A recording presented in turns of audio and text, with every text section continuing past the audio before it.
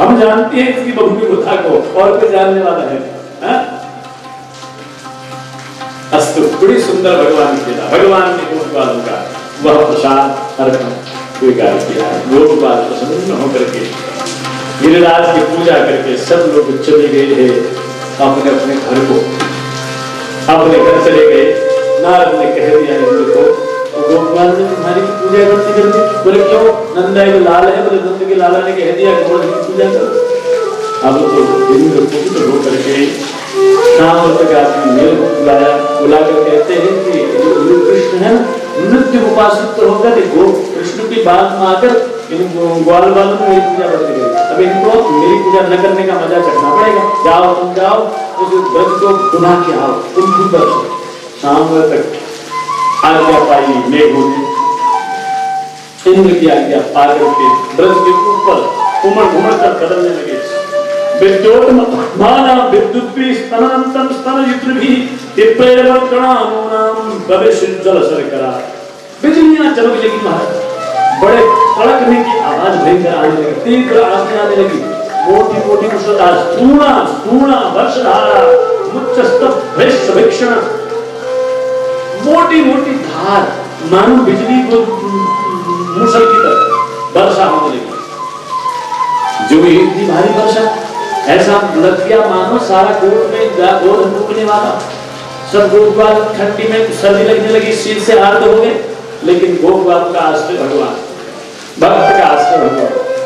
दुख हो तो भगवान की पुकार, सुख हो तो भगवान से बात, ये भक्त का काम। इसलिए सब गोपबाल भगवान नंदन नंदन कृष्ण कृष्ण महाभाग त्वन्नाथं गोकुलं प्रभो तातुर्मधुसेवान्नं कुमितात् भक्तवत्सल।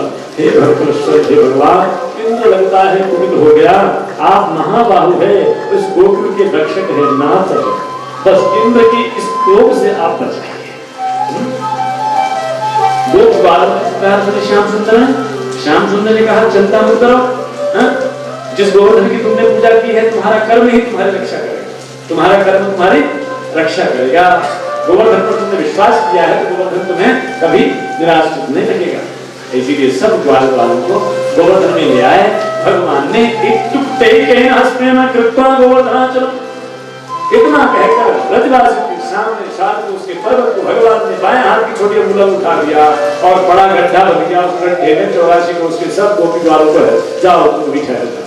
भगवान ने 7 रात तक उस बड़े पर्वत को एक छोटी अंगुली में धारण किया। भगवान का नाम पड़ गया गिरिराज धरण। बोलो गिरिराज धरण भगवान की। वर्षा बरस रहे, सुदर्शन चक्र को उसी गोवर्धन के ऊपर मेड़ बनने को कह दिया। सुदर्शन चक्र गोवर्धन के ऊपर घूम रहा है। जो शाम तक देख दर्शन करते हैं तो सुदर्शन चक्र के ऊपर गिर रहे हैं बूंदे, और सुदर्शन चक्र घूमते घूमते घूमते घूमते एक बूंद भी सुदर्शन चक्र ने व्रत में गिरने नहीं दी। और दूर दूर तक जब वर्षा की बूंदें गिर रही हैं तो शेषनाग को आवाज लगाई। शेषनाग पूरी जहां वर्षा गिर रही थी और मेड़ बन करके गोकुल को रक्षा कर। ये भगवान का 2 लेयर, अब तीसरा लेयर दिया, 3 लेयर। तीसरा लेयर क्या? बोले सबसे बड़े प्यासे हैं कौन?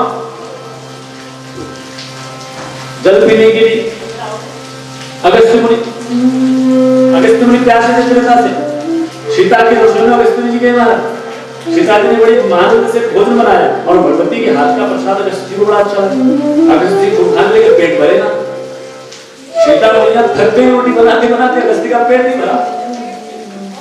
अब सीता मैया सामने खड़ी हो गई और इसलिए पेट भर गया। आप सीता मैया से कैसे कहें कि तेरा पेट नहीं भरा? मुश्किल है ना। भगवती से एक भगवान का भक्त मैंने नहीं भूखा, बोले माँ मुझे पानी प्यास लगी है, पानी मिले। पानी अपने भोजन इतना कर दिया तो पानी अभी मिलेगा नहीं। द्वापर युग में जब इंद्र वर्षा बरसाएगा उसी समय तुम्हें पानी मिलेगा। और वही प्यासा अगस्त्य अब आगे जब सारा जल गिरा रहे थे तो अगस्त्य ने अंजलि लगाई और जितना भी वर्षा का पानी था तो अगस्त्य ने अपने अंजलि में पी लिया।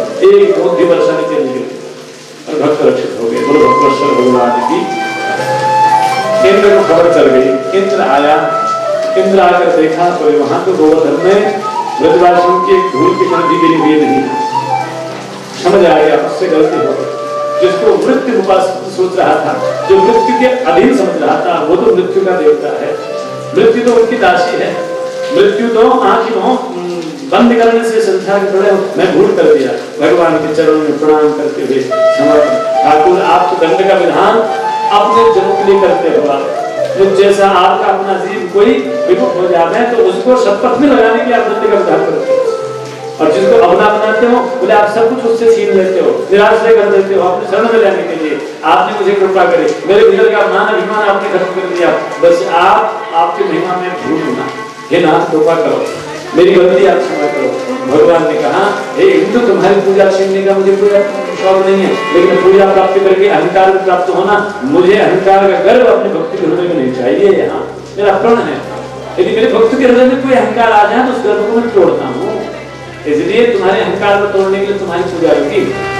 तुम जाओ बोले गम्यताम भद्र शक्र हे गृहताम में अनुशासन, हे शक्र हिंदू तुम जाओ मेरे अनुशासन में रहकर काम करो, अपने आप को स्वयं मत समझो।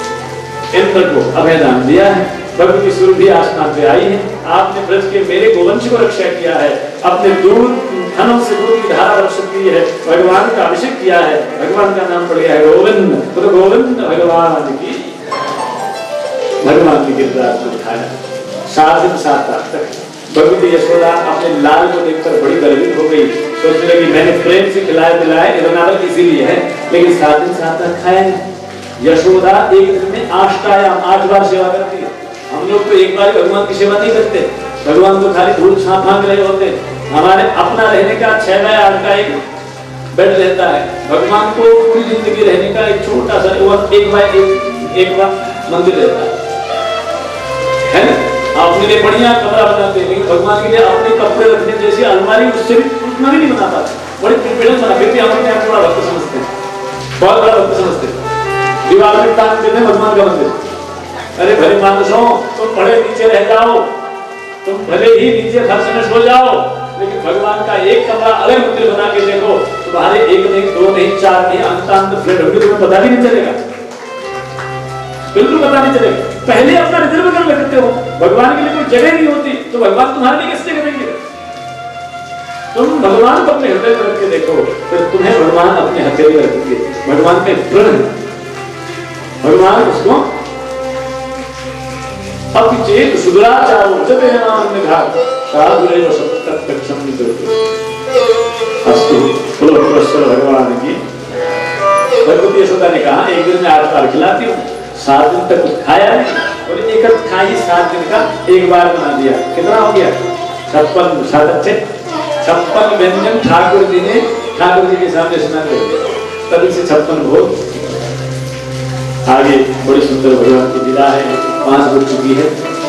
आगे ठाकुर जी अपने पिता को भरण से ले आते हैं और उनको दर्शन देते हैं, फिर गोपियों के जीवन का धन गोपियां चाहती हैं भगवान मिले, और भगवान उन गोपियों के मन की जीवन की और अनेक धर्मों की शांत पूरे करने के लिए यमुना पर खड़े होकर बांसुरी में उन्हीं गोपियों का नाम लेकर पुकारते हैं, और उसी की धुनी सुनकर गोपियां यमुना पर जाती हैं, और भगवान और भक्तों के मिलन से दिव्य और अद्भुत रास उत्पन्न हो जाता है। बोलो कृष्ण भगवान की जय। अब ये हम इस रास के प्रसंगों को छेड़ते नहीं है, हाँ, बस आओ एक भाव गा करके रासलीला को भगवान की लीलाओं को समाप्त कर देते हैं। गोकुल में देखो, वृंदावन में देखो, मुरली बाजे रे, श्याम संग राधा नाचे रे, श्याम संग राधा नाचे रे, श्याम संग राधा नाचे रे, श्याम संग राधा नाचे रे। गोकुल में देखो, वृंदावन में देखो, गोकुल में देखो, वृंदावन में देखो, गोकुल में देखो, वृंदावन में देखो, गोकुल में देखो, वृंदावन में देखो, गोकुल में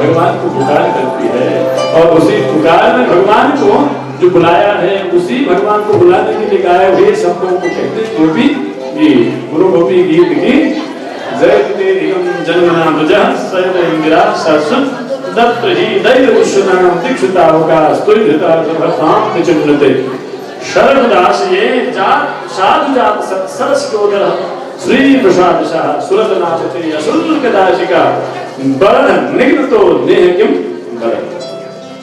भगवती गोपियों ने भगवान के पुकार में 10वें अध्याय में 31 अध्याय में जो भगवान की गीत गाया है उसे गोपी गीत कहते हैं। और आपको एक सूचना देते हैं गोपी इसी गोपी गीत पर 3 दिवसीय रस कथा सिद्धांत वृंदावन में यहाँ पधारे हैं हमारे पर्वतीय ही हैं। यहाँ महेश जोशी जी रहते वृंदावन मुरादाबाद में हैं और इनके मित्र हैं पाल जी, बड़े सज्जन लोग हैं। लोग 3 दिन के लिए वृंदावन में गोपी गीत पर ही हमको बोलना है, आपको सुनना गोपी गीत पर। अक्टूबर के महीने में गोपी गीत पर रस कथा है सिद्धांत वृंदावन में और आप सबको सूचना दे दी जाएगी। आपको वृंदावन आने का उस कथा में सम्मिलित होने की इच्छा हो अवश्य आप आइएगा। और महेश जी आप सबको बालादत्त जी को मोहन भाई को नंबर दे देंगे, उसमें उसका सारा जो विस्तृत विवरण दे दिया जाएगा। व्यवस्था हमारे जोशी जी अपने आप करेंगे। कल भी मेरे से कह रहे थे कि महाराज जी आप नाम से कर देंगे। आप सबको वृंदावन धाम से निमंत्रण, आप सबको आना है। भगवान के इस दिव्य गीत को श्रवण करके अपने जीवन को अपने मन को भगवान में जोड़ना। इस गोपी गीत पर तब बोलेंगे अक्टूबर में। आओ हम कथा को आगे समाप्त। भगवान की बड़ी कथा में एक प्रसंग को पकड़ो ना, वो 7 दिन तक पूरी खत्म होने वाला नहीं। मैं तो दिन में बड़ा ही पत्थर रख कर आगे ले जाता हूँ। हाँ, इसीलिए हरि अनंत हरि कथा अनंत और हम शिव समय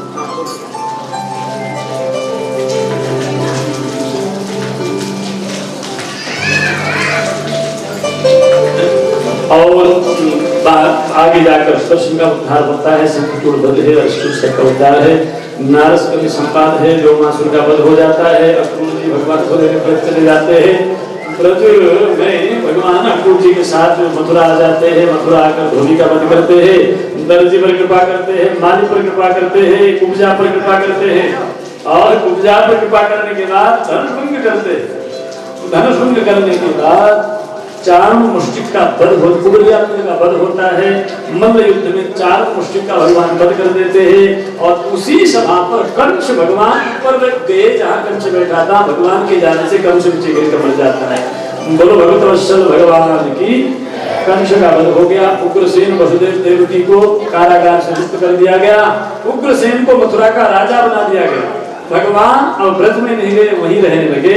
वहीं रह करके माँ पिता को आनंद दिए और कुछ दिनों बाद गुरु को धारण करते हुए संदीपनी मुनि का आश्रम में उज्जैन में गए, जहाँ जिनके श्वासों से 4 वेद निकलते हैं वही ठाकुर गुरु को धारण करते हुए 64 दिन में 64 कलाओं के संपन्न बन जाते हैं। ये परंपरा सनातन की। और गुरु दक्षिणा में अपनी गुरु माता के मरे हुए पुत्रों का दर्शन भगवान कराते हैं। पुरवत्रेश्वर भगवान की आगे उद्धव नाम का उनके ही चाचा का पुत्र है, बृहस्पति के यहाँ विद्या पढ़ने गया है। बृहस्पति के गुरु के आश्रम से बहुत बड़े ज्ञान को लेकर आता है, भगवान के सामने सीखी हुई विद्या का बखान करता है। भगवान को कृपा दया आ जाती है। गोपियों के प्रेम से इसको कृपा दिलवाने के लिए उद्धव को ब्रज में भेजते हैं, गोपियों को समझाने का बहाना बनाकर। लेकिन जब उद्धव ब्रज में जाते हैं तो ब्रज में जाने के बाद गोपियों के हृदय का भगवान के प्रति इतना विलक्षण प्रेम देखकर अपना ज्ञान भूल गए और जहाँ समझाने के लिए गए थे समझ कर आ गए। आए थे गए थे 3 दिन में लौटने का वादा करके आए 6 महीने रहकर। जब 6 महीने बाद गोपियों से मिलकर के उद्धव जी वापस जब आते हैं मथुरा में, भगवान ने पूछा अरे उद्धव तुम समझा के आए गोपियों को? उद्धव कहते हैं ठाकुर मैं समझा के नहीं आया, मैं तो समझ के आया। क्या समझ के आया? बोले आपसे बड़ी आपका प्रेम, आपकी प्रेमा भक्ति है, आपकी याद है, आपका स्मरण है, आपका भजन है। और ज्ञान से बढ़कर आपसे बढ़कर भी आपका प्रेम, आपके चरणों में आपका स्नेह है। इसीलिए इस बार तो आपका दर्शन हुआ है। अगले जन्म में मुझे जन्म लेना पड़े तो आशा महो चरण रेण शाम महाश्याम वृंदा पने किपि गुलम लतौ औषधीनाम या दुष्टजम सदन मार्य पथम चहित्वा भेद मुकुंद पदवी सुधीर वृत्य। अगले जन्म में यदि मुझे जन्म लेना हुआ, यदि मेरा कर्म ऐसा बन पड़े तो बस मुझे कृपा करना। बोले मुझे ब्रज की वृंदावन की कोई लता पता बेली औषधि बना देना। क्यों? क्योंकि वृंदावन की जो गोपियां हैं ना प्रेमाचार्य, तुम्हें याद करके तुम्हें प्रेम करते करते तुम्हारे भाव विभोर में इधर से उधर गुजरेगी, उनके पैरों से जो ब्रज की धूल उड़ेगी, मुझे लता पता औषधि उद्धव के ऊपर पड़ जाएगी और मेरा जीवन धन्य हो जाएगा। इसीलिए मुझे वृंदावन का कोई लता पता औषधि बनाना। भगवान समझ गए उद्धव के ज्ञान, अब प्रेम सीख गया। हाँ, उद्धव का ब्रज जाना सफल हो गया। ये वृंदावन ब्रज जाना इसीलिए, वृंदावन ब्रज इसलिए जाया जाता है कृष्ण हमें अच्छे लगने लगे। हाँ, वृंदावन केवल देखने में नहीं जाया जाता। मैं जो नहीं गए हो पहले बता दूं, मैं वहाँ जाओगे धक्का मुक्का खाओगे, हाँ वहाँ पंडे भी होंगे, वहाँ दर्शन दिलाने के बदले बड़े बड़े ठगी होंगे। आपको वीआईपी दर्शन करवाने के बहाने 1000 रुपए मांगेंगे, 1500 मांगेंगे, बड़ी दिक्कत होगी वहाँ। लेकिन उसके लिए बच जाना। आपके बोलो उस रजरानी से, देखो रजरानी भी रहती है वहाँ, रजरानी भी रहती है, रज भी रानी है वहाँ। रजरानी से अपने माथे पर लगा कहना हे रजरानी तेरे ऊपर तो भगवान के निराकृत चरणों का स्पर्श मिला है, बस कृपा कर मैं इस ब्रज में आया हूँ और मुझे भी उस ब्रजराज का नेह, ब्रजराज का प्रेम हृदय में लगा दे। संसार के दर्शन नाशवान प्रेम को लेकर मैं अपने आप को सुखी दुखी कई बार इस आग में जल चुका हूँ। अब मुझे भगवान के प्रेम में पड़ना है, बस तू कृपा कर और मुझे ब्रजराज का नेह। इस भाव से वृंदावन आने का प्रयास करना अक्टूबर कार्तिक के महीने में।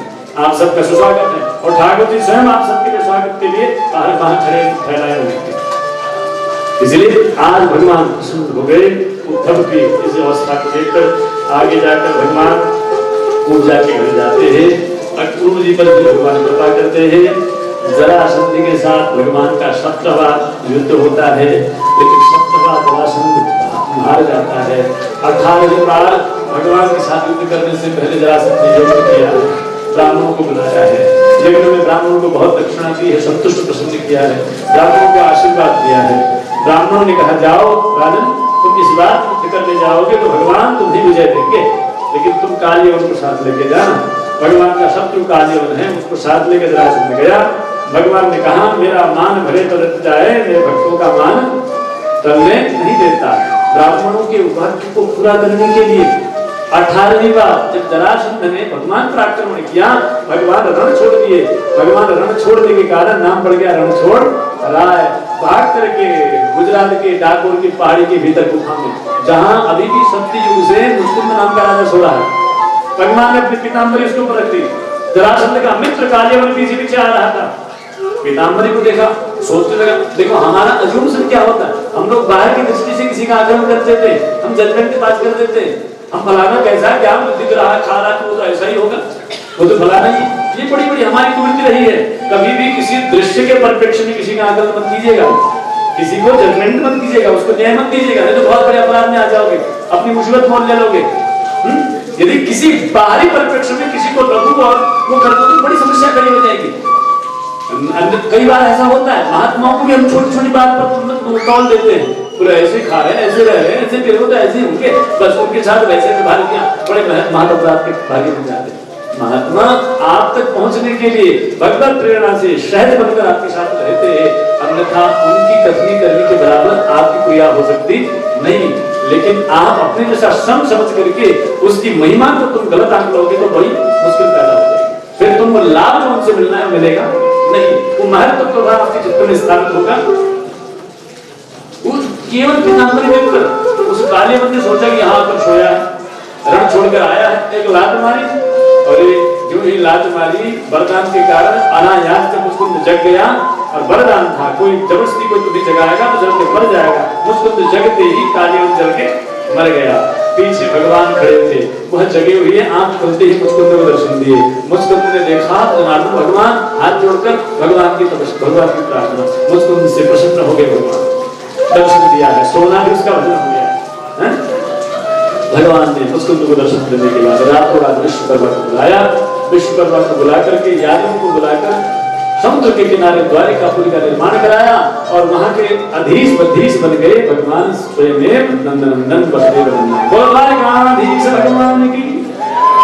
अब भगवान ने द्वारिका लीला कर दी है, द्वारिका में सब लोग यादव आ गए, मथुरा से उग्रसेन को राजा का मथुरा का राजा बना दिया गया, स्वयं द्वारिकाधीश हो गए। और द्वारिकाधीश का विवाह कुंडनपुर द्वारिका से 700 किलोमीटर दूर भीष्मक है, उसके 5 पुत्र कहे गए, बाहु रुक्माली आदि आदि, और एक पुत्री है जिसका नाम है रुक्मिणी, और उसमें से सबसे बड़ा जो राजकुमार रुक्मिणी है, रुक्मिणी अपनी लक्ष्मी जैसी बहन रुक्मिणी को केवल राजनीतिक लाभ के लिए शिशुपाल नाम के अभिमानी चेदी के नरेश की युवराज को देना चाहता है।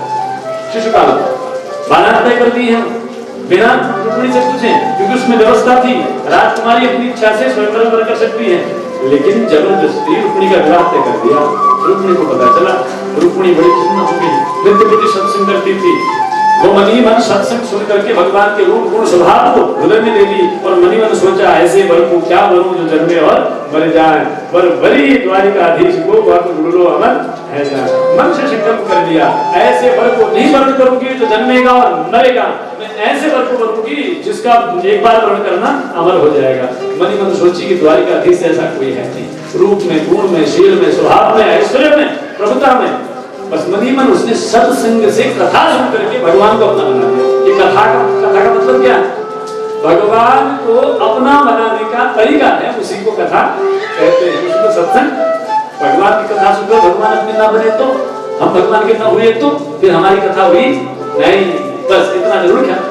अब कथा से लौटने के बाद तुम्हारे जीवन में एक परिवर्तन होना चाहिए। अब जो भोग बुद्धि थी अब ईश्वर बुद्धि, भक्ति बुद्धि होनी चाहिए। अब जीवन में एक संकल्प होना चाहिए, पहले भजन फिर भोजन। मैं थोड़ी देर पहले आपसे कहा था संकल्प करने को, अंडा मत खाओ, मीट मत खाओ, नीचे हाथ कर देना, लीजिए गुरुकुला जी। अब मैं तो देख रहा हूँ एक एक करके जो नीचे हाथ कर रहे।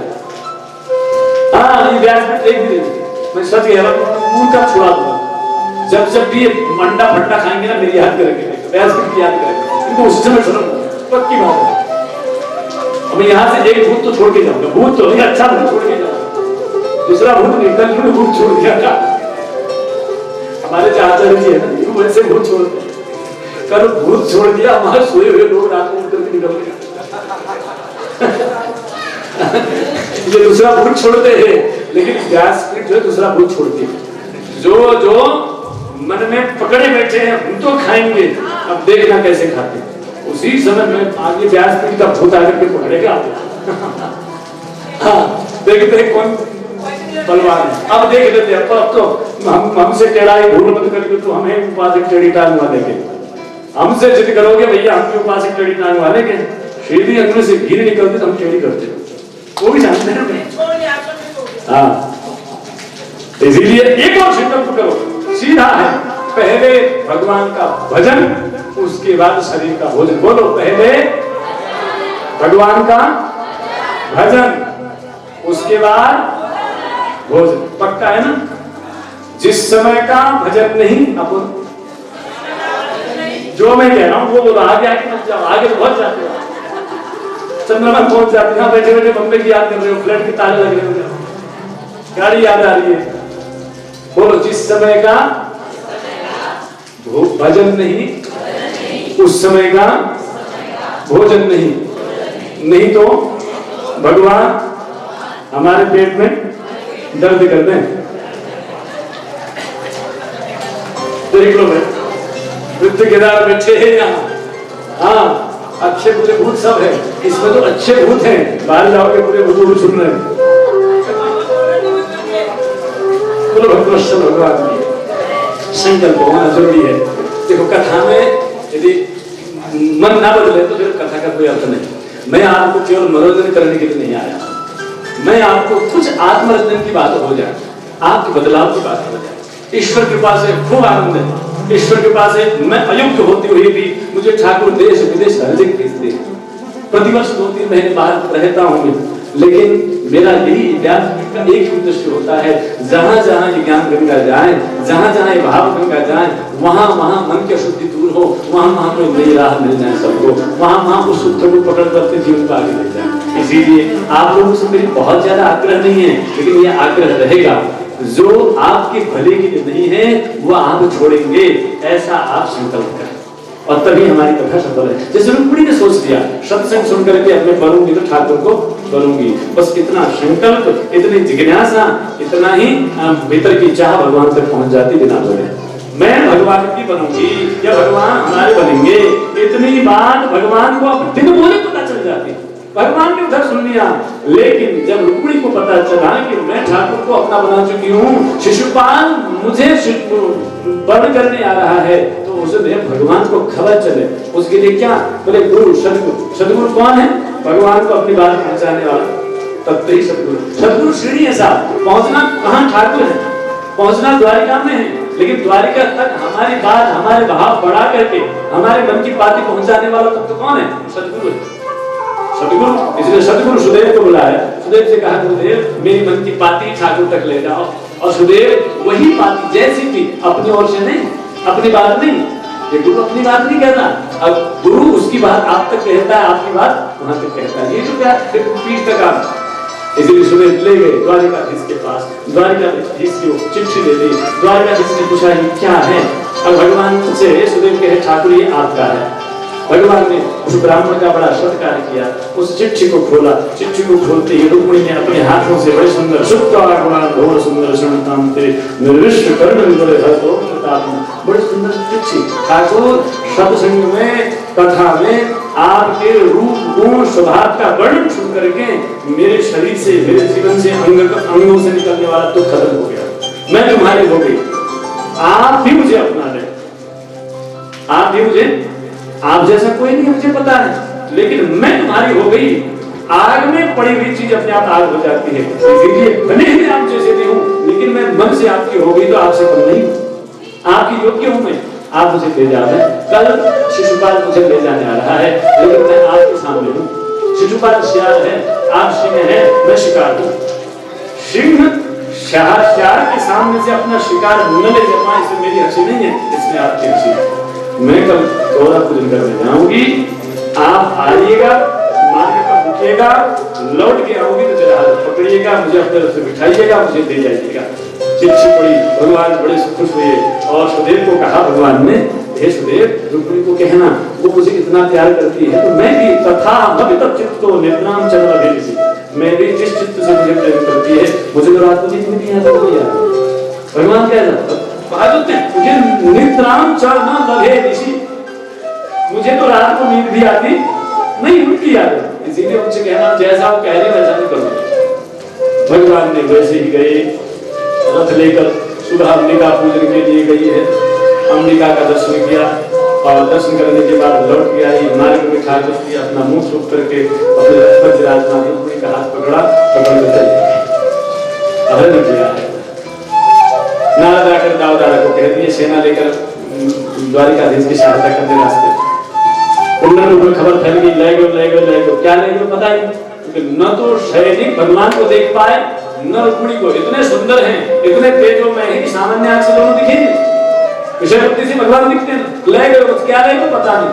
लेकिन अंत में रुक्मिणी नहीं मिली तो सबने कंक्लूजन निकाल लिया कि रुक्मिणी को ले गए। कौन ले गए? देखा कि द्वारिकाधीश ले गए। अब तो रुक्मिणी ने संकल्प कर लिया, शिशुपाल की बारात आ चुकी थी, शिशुपाल के सामने, हे मित्र, मैं अपनी बहन को नहीं ले आऊंगा तो वापस में मोह नहीं दिखाऊंगा। अपनी सेना लेकर रुक्मिणी जाता है भगवान के पीछे। उधर दाऊदादा की सेना आ गई, मार्ग में ठाकुर से मिलन हो गया रुक्मिणी का। भगवान ने रुक्मिणी की सारी सेना खत्म कर दी, रुक्मिणी को पकड़ लिया, मारने के लिए उद्युक्त हो गए। दाऊदादा ने रोक दिया।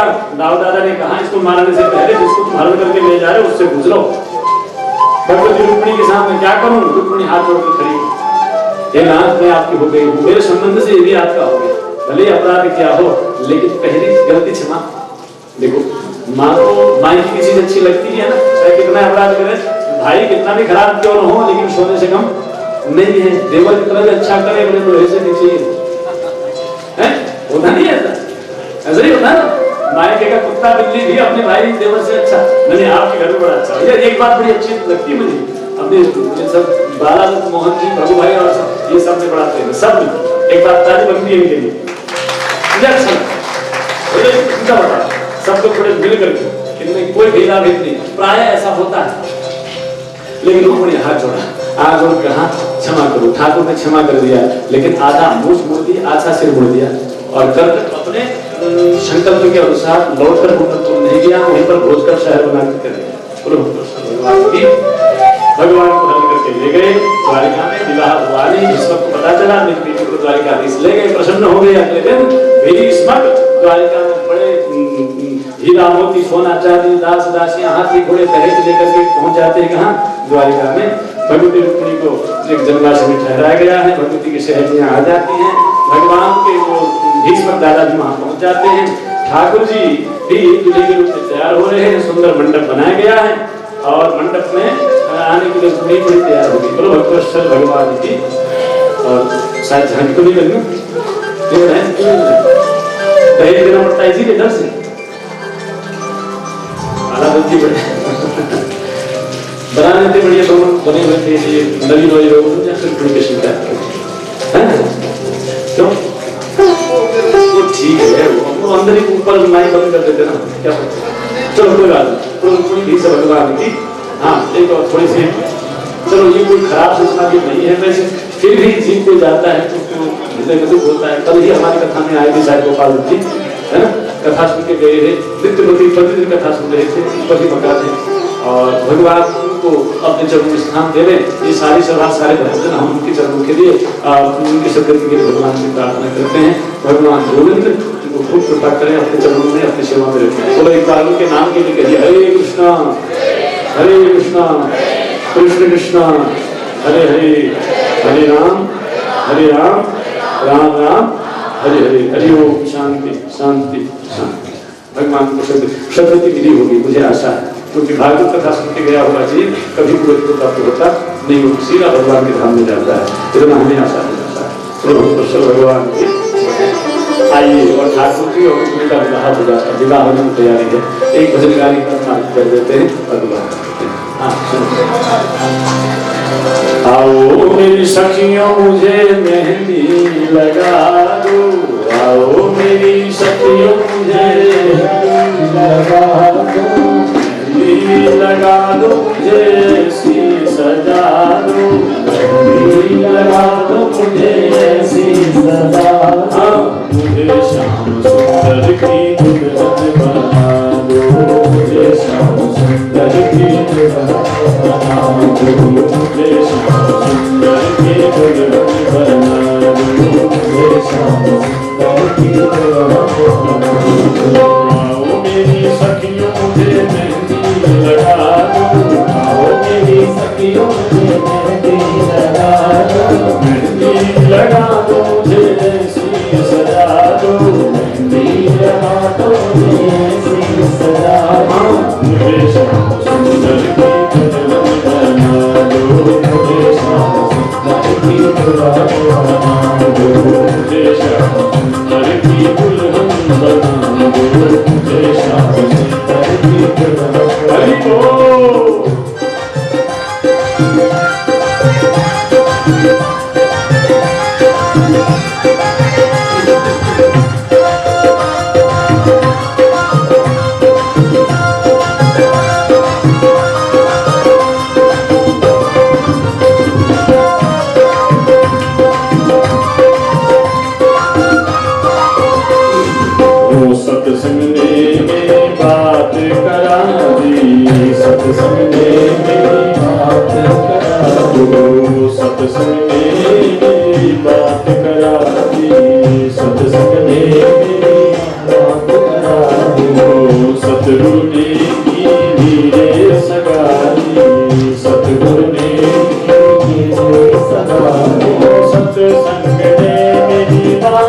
कराई, सत्संग ने मेरी बात कराई, ओ सतगुरु ने की नींदें सगाई, सतगुरु ने की नींदें सगाई। ओ सखियों को बुला के हाथ मेरा तो करा दो, सखियों को बुला के हाथ मेरा तो करा दो, सखियों को बुला के हाथ मेरा तो करा दो, सखियों को बुला के हाथ मेरा तो करा दो।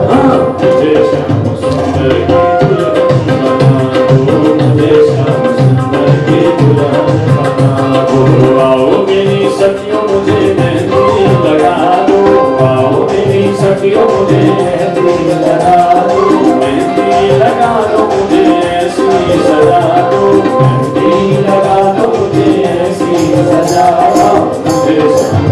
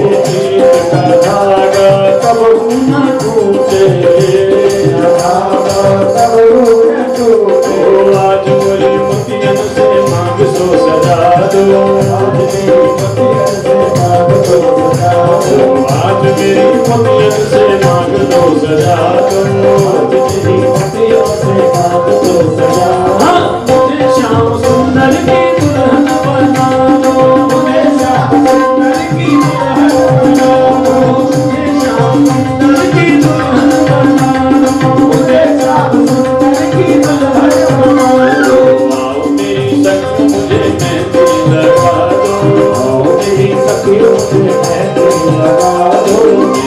लगा दो मुझे ऐसी सजा दो,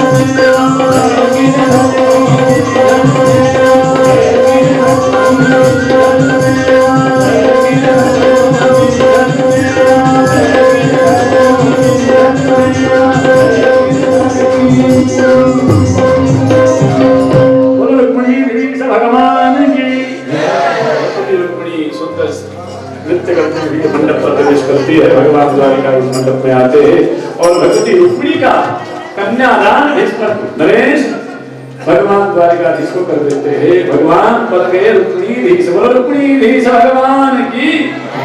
रुक्मिणी और भगवान द्वारिकाधीश के विवाह की आप सबको बधाई हो, बधाई हो, बधाई हो। बोलो भगवत्सल भगवान की जय। आगे बालाजी, बालाजी कहाँ है?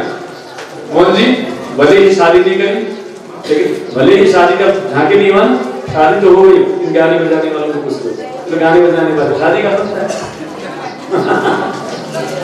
आप सबको पुनः भगवान द्वारिकाधीश और रुक्मिणी की बधाई हो, बधाई हो, बधाई हो, बधाई हो।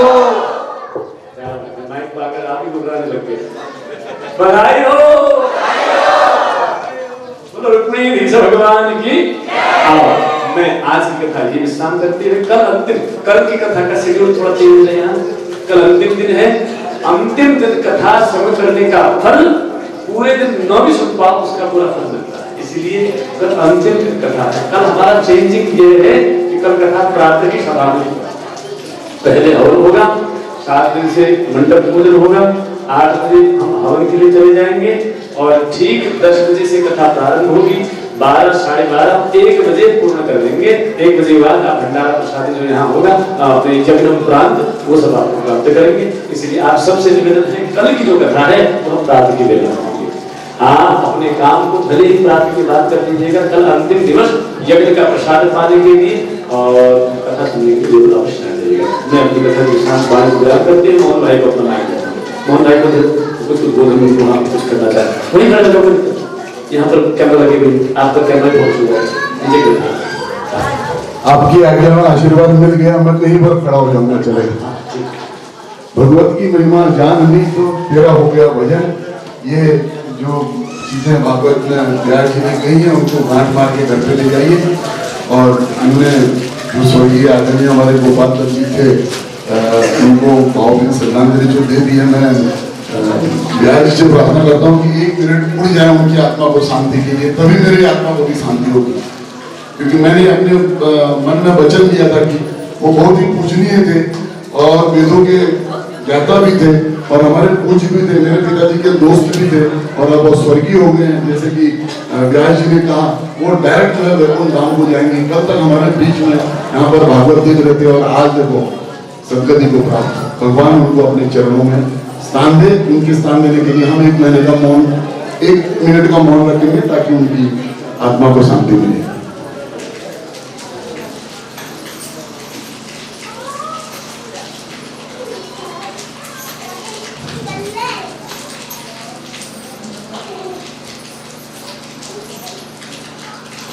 धन्यवाद। उनकी आत्मा को जरूर शांति मिलेगी, लेकिन मेरी आत्मा को तो मिल गई है। बैठ जाइए आप लोग सब लोग। भगवत कथा आरती के बाद संदेश आया है कि सब लोग, एक बारिश का मौसम है, सब लोग एक ही साथ वहां पर प्रसाद लेने का कष्ट करें ताकि सबको मिले और जल्दी मिले। भगवत कथा में आए हुए बहुत सारे मेहमान हैं। आज नाम लेना चाहे